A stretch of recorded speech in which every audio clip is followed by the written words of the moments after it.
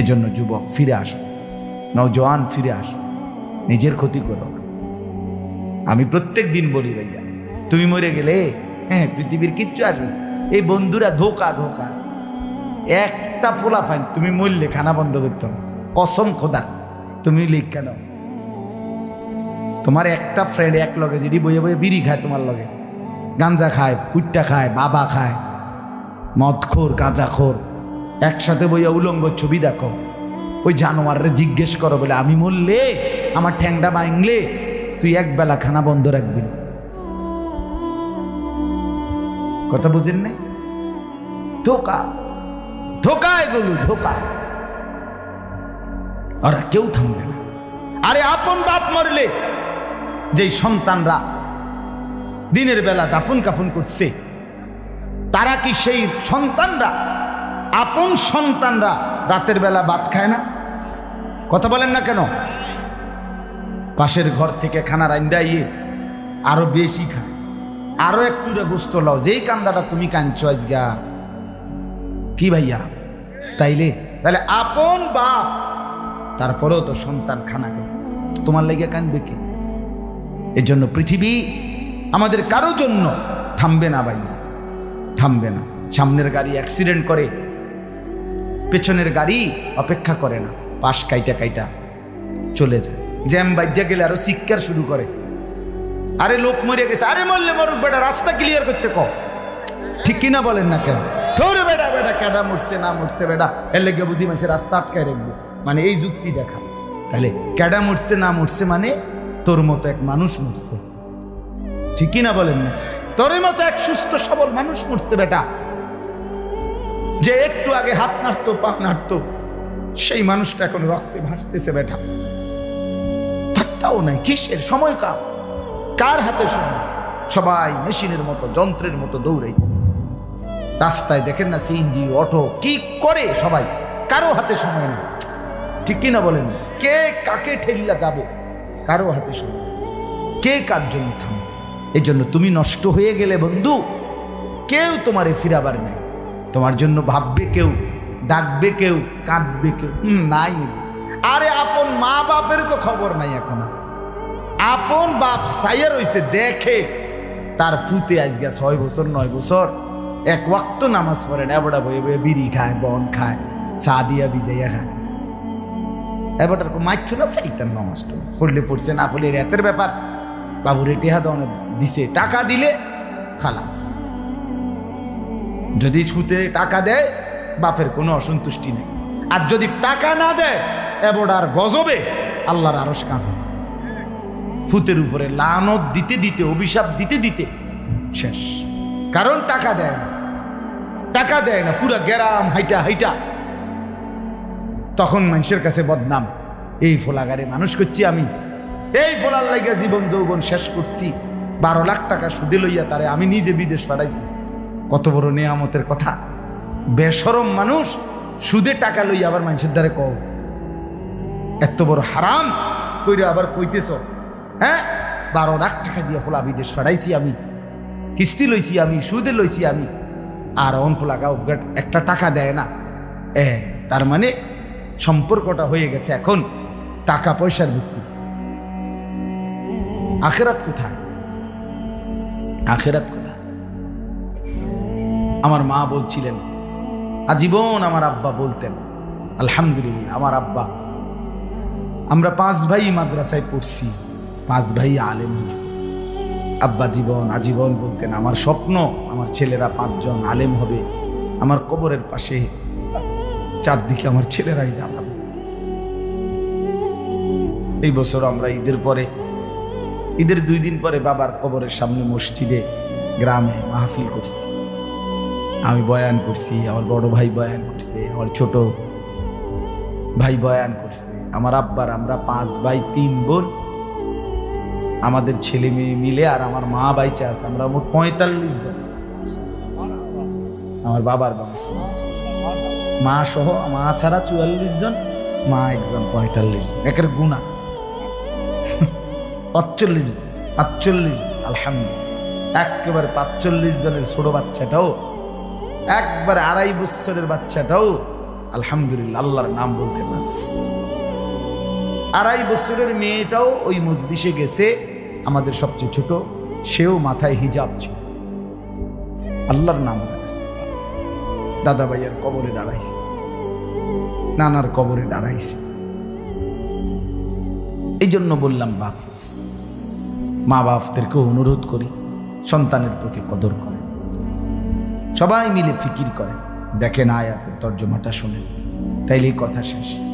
আল্লাহ তাআলা বলেন 25 নম্বর পারা কোরআনুল কারীমের 43 নম্বর সূরা, সূরাটার এই সূরার 7টা আয়াত, ব্যাখ্যা লাগবে না, শুধু তর্জমা শুনে তাইলেই বুঝবেন।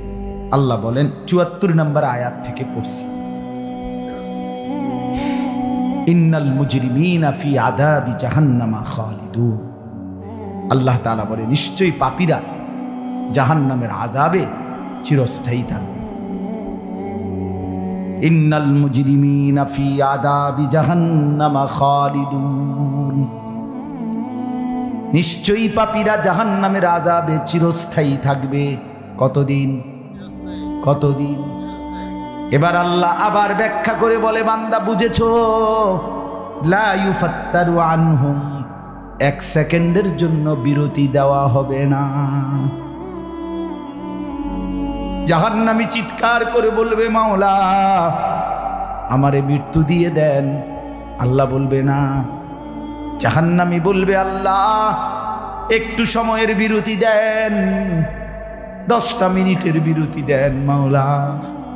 24 ঘন্টার আগুন, আমারে 10টা মিনিট একটু আলগা থাকতে দেন, আমি যে আর পারছি না মাওলা, এতটা ভীষণ আযাব আমি যে আর সইতে পারছি না মাওলা, আর পারছি না, আর পারছি না। লা ইউফাত্তারু আনহুম, আল্লাহ বলেন 1 সেকেন্ডের জন্য জাহান্নামের আযাব, আগুন বিরতি দেয়া হবে না। ফাতরা মানে কি নাই বিরতি। আহুম ফীহি মুবলিসুন, এরপরে আল্লাহ বলেন জাহান্নামী এই দীর্ঘ 24 ঘন্টা অনন্তকাল আযাবের মধ্যে থাকবে। কেমনে থাকবে? মুবলিসুন, বিষণ্ণ হয়ে, উদাস মনে। কোনোদিন চেহারায় 1 সেকেন্ডের জন্য হাসি ফুটবে না, কোনোদিন আর সুখের নাগাল পাবে না। আজ তো বন্ধু রাত কেটে ভোর হয়, ভোর গিয়ে রাত হয়, অন্ধকার আলো হয়, আলো অন্ধকার হয়। যে হাসে সে কাঁদেও, যে কাঁদে আবার সে হাসেও, ঠিক না? কিন্তু রব্বুল আলামিন বলেন ওয়াহুম ফীহি মুবলিসুন, জাহান্নামীর মন, জাহান্নামীর চেহারা বিষণ্ণ, উদাস, সব সময় হাসিবিহীন থাকবে, কোনো সেকেন্ড হাসতেই পারবে না। এবার আল্লাহ নিজে বলবেন, মলিন চেহারা দেখে জাহান্নামীকে, জাহান্নামীর চিৎকারে আল্লাহ নিজেই বলবেন ওমা যালামনাহুম, জাহান্নামী নাফরমান, আমি কিন্তু তোর উপরে মোটেই জুলুম করি নাই। আমি রাতও দিয়েছি বান্দা, দিন দিয়েছি, আমি সুযোগ দিয়েছি, সময় দিয়েছি। 8টা বাজে এশার আজান হয়েছে, এখন বাজতেছে রাতের 11:30। তাইলে আমি কিন্তু হায়াত 3.5 ঘন্টা তো দিয়েছি। আর 4 এশার নামাজ পড়তে তো 3.5 ঘন্টা সময় লাগে না? লাগে। আমি তো ফজরের ওয়াক্ত আসার পরে ওয়াক্ত শেষ হওয়া পর্যন্ত প্রায় 1.5 ঘন্টা সময় দিছি। 4 রাকাত নামাজ পড়তে তো 1.5 ঘন্টা লাগে না। আমি তো জোহরের আজান হওয়ার পরে জোহরের ওয়াক্ত প্রায় 2.5 ঘন্টা, 2 ঘন্টা তো দিয়েছি। জোহরের নামাজ পড়তে তো বান্দা 2.5 ঘন্টা লাগতো না? হ্যাঁ। আসরের নামাজ 4 রাকাত নামাজ পড়তে তো 1.5 ঘন্টা লাগে না? তাহলে বলো না বান্দা আমি কি কোনো জুলুম করেছি কিনা বলো? ওমা যালামনাহুম, আমি বান্দা নাফরমান, আমি কিন্তু তোমাদের উপরে, তাদের উপরে জুলুম করি নাই। ওয়ালাকিন কানু হুমুজ যালিমিন, আল্লাহ বলে বরং নাফরমান জাহান্নামী, তুই নিজেই নিজের উপরে জুলুম করেছিস। তুই আমার রাতকে গান বাদ্য আর সিনেমার নর্তকীর নাচ গান আর উলঙ্গ ছবিতে শেষ করে দিয়েছিস। তুই আমার দিনকে গুনাহ, সুদ, ঘুষ আর অবৈধ উপার্জনের পিছনে শেষ করে দিয়েছিস, নিজেই জুলুম। এবার শুনেন, এবার আল্লাহ তাআলা বলে জাহান্নামী, এবার শুনেন আল্লাহ যখন এটা বলবে, জাহান্নামী এই ভীষণ আযাবে একটা বিরতি নাই। এবার জাহান্নামের ফেরেশতাকে ডাক দিবে। জাহান্নামের দায়িত্বে প্রধান যেই ফেরেশতা, ওনার নাম মালিক। ওনার নাম কি? মালিক ফেরেশতা। এই কোরআনে ওনার নাম ডাইরেক্ট ফেরেশতা। জাহান্নামী বলবে ওয়ানা দাউ ইয়া মালিক লিয়াকদি আলাইনা রাব্বুক। ওহো, আল্লাহ বলে জাহান্নামীরা, জাহান্নামের ফেরেশতা মালিককে ডাক দিবে, ইয়া মালিক, হে মালিক শোনো না, ফেরেশতা একটু শোনো না। লিয়াকদি আলাইনা রাব্বুক, ফেরেশতাকে বলবে, ফেরেশতা তোমার রব, তোমার আল্লাহকে একটু বলো না এমন কষ্টের আযাব না দিয়ে আমারে চিরতরে একবারে শেষ করে দিতে, আমি যে আর পারছি না।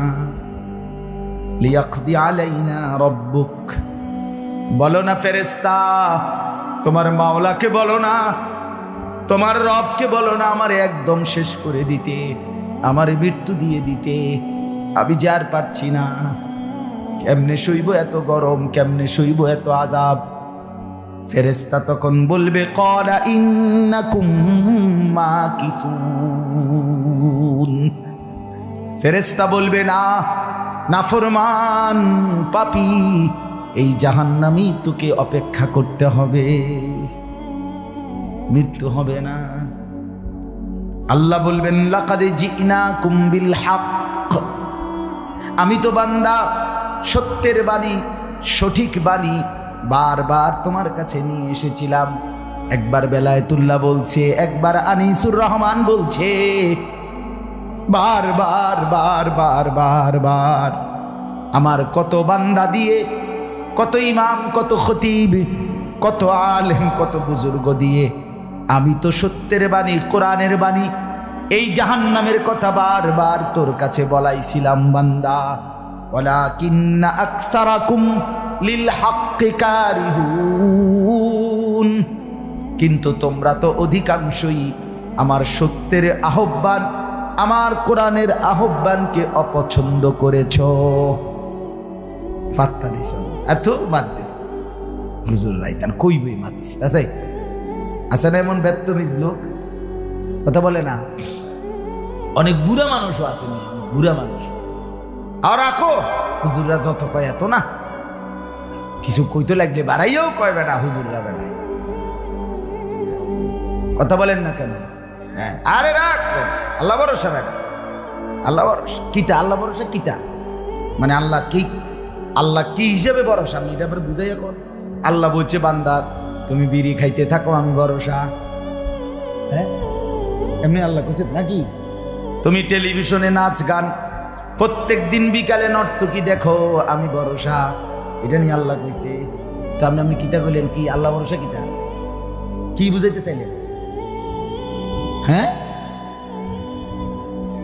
আল্লাহ ভরসা মানে কি? মানে আপনি গুনার উপরে মৃত্যু পর্যন্ত টিকে থাকবেন আর আল্লাহ ভরসা, এটাই না? নবী সাল্লাল্লাহু আলাইহি সাল্লাম সুপারিশ করবেন মানে কি? নবীজি সুপারিশ করবেন, এই কথার অর্থ কি? এই কথার অর্থ এই যে উম্মত, তুমি বিড়ি, সিগারেট, মদ, জুয়া, চুরি, ডাকাতি, জিনা, ব্যভিচার, নাচ গান, সুদ, ঘুষ, তোমার যে দুর্শল্যে কুলা মৃত্যু পর্যন্ত, শেষ মুহূর্ত পর্যন্ত তুমি করতে থাকো, আমি সুপারিশ করে করে তোমার বেহেশতে দিব, এই তো অর্থ না? তো কি তা আপনি বলেন আমারে, কি আসলে কি? আরে মুসলমান, খুব বেশি খামখেয়ালি, খুব বেশি, খুব বেশি খামখেয়ালি। এবার দেখেন একটা শক্ত কথা আল্লাহ বলছে, আম আবরামু আমরান ফাইন্না মুবরিমুন।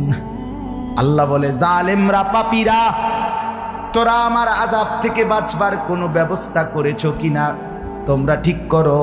ফাইন্না মুবরিমুন, আমি তোমাগরে কেমনে ধরবো, শাস্তি দেব কি কি, এগুলো আমি আল্লাহ আমারগুলো ঠিক করে ফেলেছি।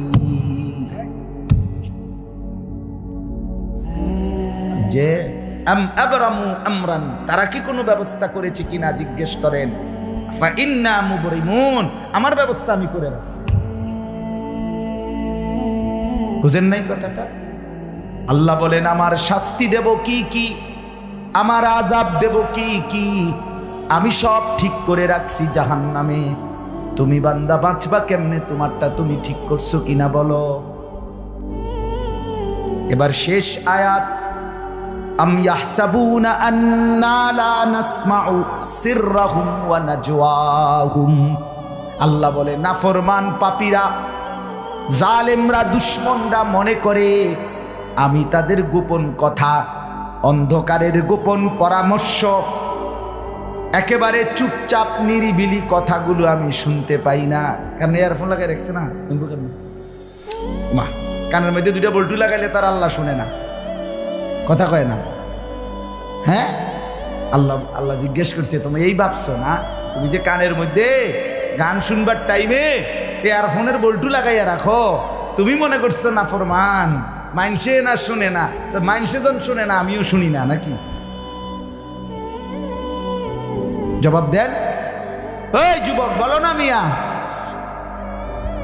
মাটির নিচে কিংবা অন্ধকারে অথবা একাকী কোনো গোপন জায়গায় তুমি যেই অসভ্যতা করছো, যেই ভিন নারীর সাথে কথা বলছো, বন্ধুদের অসভ্য আড্ডা দিচ্ছ, তুমি মনে করছো গ্রামের কেউ দেখে না, গ্রামের কেউ জানে না।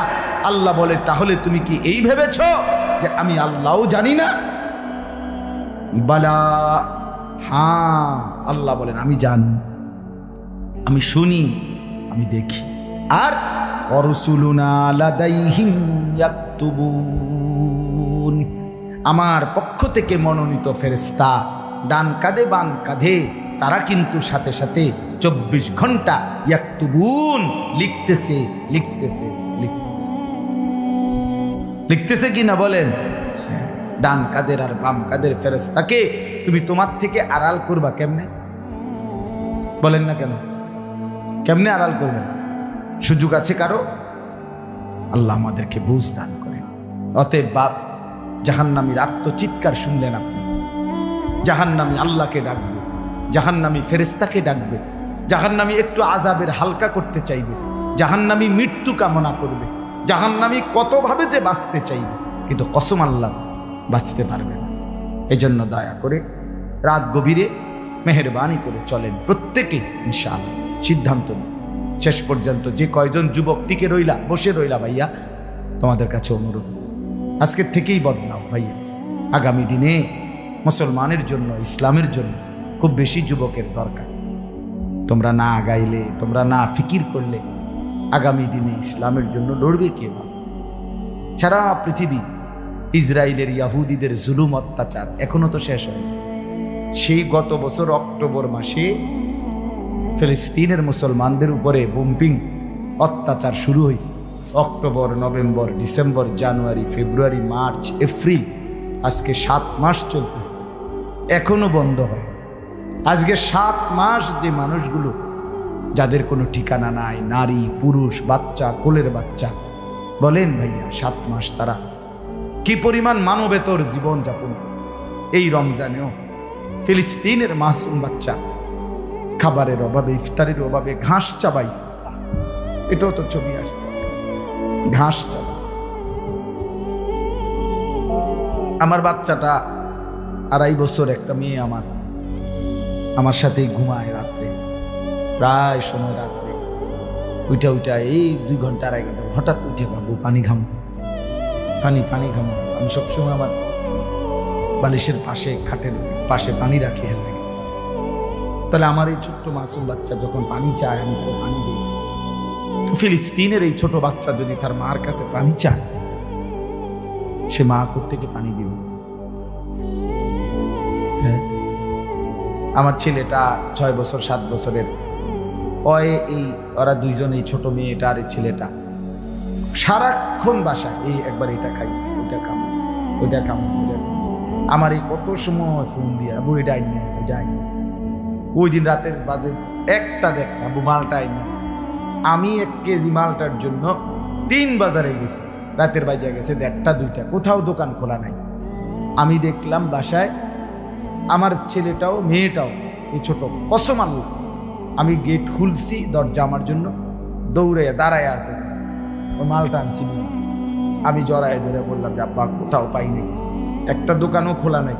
মানে আমি তো জানি সকালে আনতে পারবো, ঠিক না, শুধু রাতে আনতে পারি নাই, এটাই আমার কাছে এতটা কষ্ট লাগছে। তো যেই বাবা, যেই মা ওই মাসুম বাচ্চাদেরকে আজকে 7 মাস খাবার দিতে পারে না, ওই বাচ্চাটা কি, ওই বাবার কলিজার কি হাল। এমন পরিণতি যদি আমাদের হয়, এমন পরিণতি যদি তোমার ছেলের বেলায় হয়, বলো যুবক, তোমার বিয়ের পরে থেকে যদি শুরু হয়, তোমার বাচ্চা হওয়ার পর থেকে যদি শুরু হয়, তখন কি হবে? এই জন্য আল্লাহকে নারাজ না করো, আল্লাহকে নারাজ না, দয়া করে ফিরতে চাই, আমরা ফেরাইতে চাই, নিয়ত করি ইনশাআল্লাহ। ঠিক আছে না? ইনশাআল্লাহ নতুন করে ভাবো, সবাই একসাথে ভাবা পারবা না। যেই যুবকদের ফিকির আছে, বুঝ আছে, দিমাগ আছে, তুমি নামাজ পড়ো, ইনশাআল্লাহ ভালো হবে। তো মোবাইল প্রয়োজনে ব্যবহার করো, যার যেটুকু প্রয়োজন এটুকুই দেবো। শুধু শুধু নারীর ছবি, নাচ, গান, অস্থির দৃশ্য কোনো দরকার নাই। আর হিম্মত করে নামাজ, মরি বাসি, এত বেজ্জুতি কথা শোনার চাইতে, এত কষ্টের চাইতে, পরকালের অশান্তির চাইতে নামাজ পড়বো আমরা। দেখবেন ছেলেরা, তোমরাও হিম্মত করে শুরু করলে 5 ওয়াক্ত নামাজ ওষুধের মতোই মনে করো না, বিষ ওষুধ, তিতা ওষুধের মতো। দেখবে 1টা মাস যদি কেউ একটু জন্মা যে মরি বাসি নামাজ পড়মুই, কসম একসময় এটা মজাদার হয়ে যায়। সেজদা দিলে খুব মজা হয়, সেজদা দিলে বান্দা আল্লাহ পিঠে মাথায় আদর করে হাত বুলায়, খুব আদর করে, আল্লাহ পাক খুশি, বান্দাকে কোলে তুলে নেয়, আদর করে। এই জন্য আমরা দয়া করে ইনশাআল্লাহ নামাজ পড়ি। পর্দার আড়ালের মা বোন যারা আছে, মা আপনি যদি বেপর্দা হন, আপনিও শেষ হইলেন, এলাকার ছেলেগুলোকেও নষ্ট করলেন। একজন বেপর্দা নারী শুধু নিজে গুনাহগার, সে অসংখ্য মানুষকে পাপে অংশগ্রহণ করায়। এই জন্য একজন বেপর্দা নারী সে সরাসরি জাহান্নামের ফেরিওয়ালা। সে কিসের ফেরিওয়ালা? জাহান্নামের ফেরিওয়ালা। সে জাহান্নামের ফেরিওয়ালা, আগুনের ফেরিওয়ালা। কারণ সে তো তার রূপ যৌবন দেখাইতেছে, ফেরিওয়ালার মতো পিছনে পিছনে ডাকতেছে অসংখ্য যুবককে, দেখো আমাকে, বরবাদ করো নিজেকে, বরবাদ করো নিজের চরিত্র, বরবাদ করো নিজের কবর, বরবাদ করো নিজের আখেরাত। তাহলে সে গুনাহের ফেরিওয়ালা, সে জাহান্নামের ফেরিওয়ালা, সে অসভ্যতার ফেরিওয়ালা। এই জন্য একটি সমাজের মধ্যে সবচেয়ে নিকৃষ্ট বেপর্দা নারী, বেপর্দা নারী। আল্লাহ তাআলা আমাদের মা বোনদেরকেও হেফাজত। আজকের মাহফিল যে যুবকরা সাজাইছে, আল্লাহ তাআলা সমস্ত নওজোয়ানদেরকে কবুল করেন। বাস্তবতা হইল আসলে 4-5 মাস, মেন শীত সিজন 4 মাস, 5 মাস। এখন 5 মাসে যদি 30 দিন করে হয়, তাহলে হইল 150 দিন। যদি প্রতিদিন 2টা করে মাহফিল দিতে হয়, দেওয়া যায়, তাহলে 300 মাহফিল মনে করে। এখন মাহফিলের কাগজ আমার গাড়িতে এখনো আছে, মনে মনে কমপক্ষে 1,500-2,000 এটি আমরা ফরিয়া রয়েছে কাগজ, ব্যাগ ভরা এতটি কাগজ। আর আমি কি করতে পারি? কেমনে দাও, কিভাবে দাও? আচ্ছা, সারা বাংলাদেশ তো নবীনগরকেই বলে, ঠিক না? বাংলাদেশ মানে তো নবীনগর। আপনি এবার বলেন, সারা দেশ থেকে এই মাহফিল নিয়ে কাবজাব, কত মানুষের আবেদন, অনুরোধ, কাকুতি মিনতি।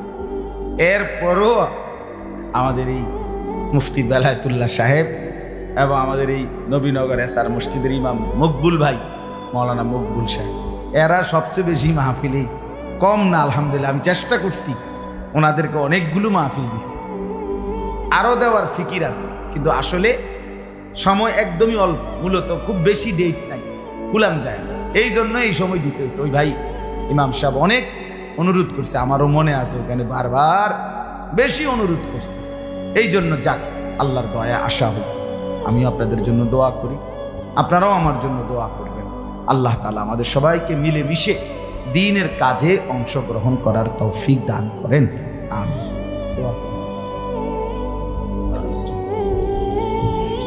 আল্লাহ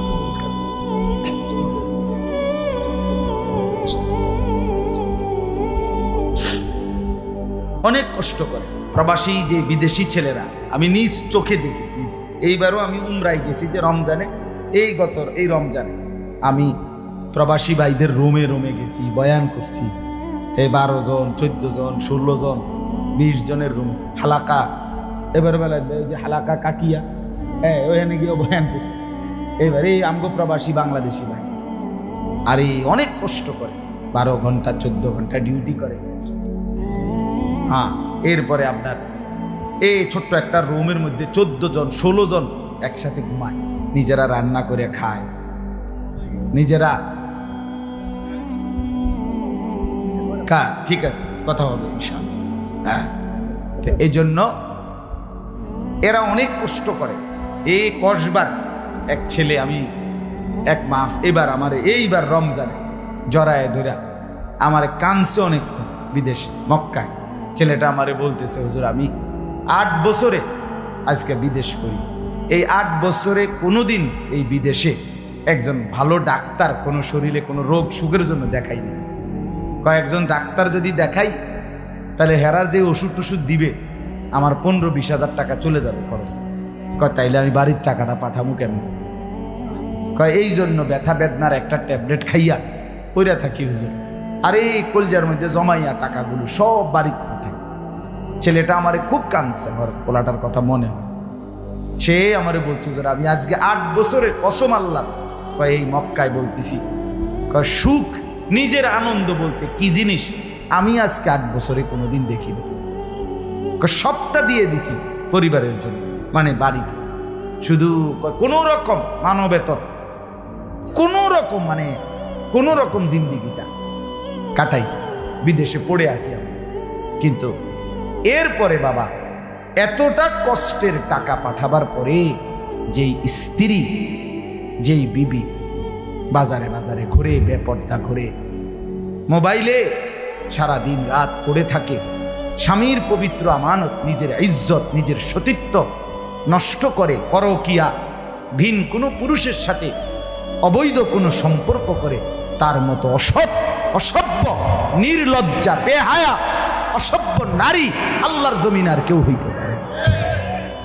তোর জন্য বেটি, তোর ছেলেটার জন্য, বাচ্চাগুলোর জন্য এই ছেলেটা, এই পুরুষটা আজকে 6টা বছর, 8টা বছর, 12টা বছর বেটা বিদেশের জমিনে পড়ে আছে, আর বিনিময়ে তুই নিজের জিন্দেগি নষ্ট করে দিলা, স্বামীর পবিত্র আমানত নষ্ট করে দিলা তুমি।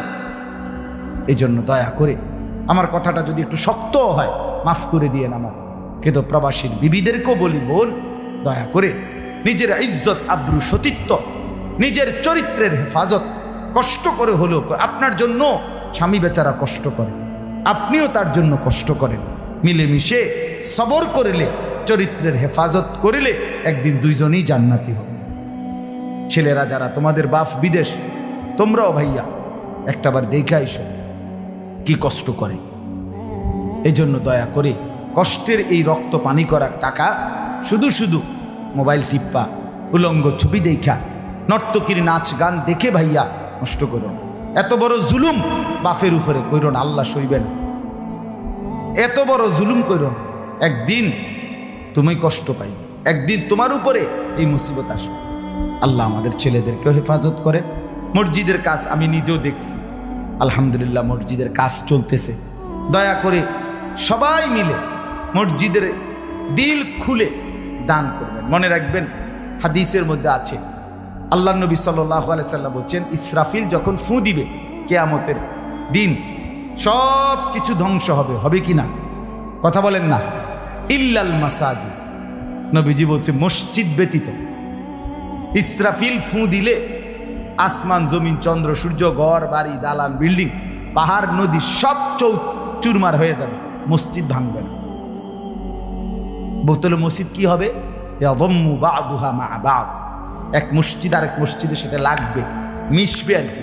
মিশা সব মসজিদ কাবা ঘরের সাথে মিলবে, একসাথে আল্লাহর ঘর কাবা সহ একসাথে সবগুলো জান্নাতে চলে যাবে। এরপরে এই জন্য মসজিদের দান যে করলেন, আপনি মসজিদে টাকা পয়সা দান করলেন, যে এই মসজিদ আপনি বেহেশতিকে দেখবেন, আর এই যে আমরা গ্রামের মসজিদ, বুঝেন? এই জন্য মসজিদের দান শেষ হয় না, মসজিদের দান কি হয় না, শেষ হবে না। আপনি দিয়ে যাবেন, এ আগে দিছেন আবার দিবেন, সামনেও দিবেন, ঠিক আছে ইনশাআল্লাহ। সবাই সহযোগিতা করেন। ভবিষ্যতেও ছেলেরা তোমরা নিজেদের এই মাহফিল আন্তরিকতার সাথে মিলেমিশে চালু রাখো।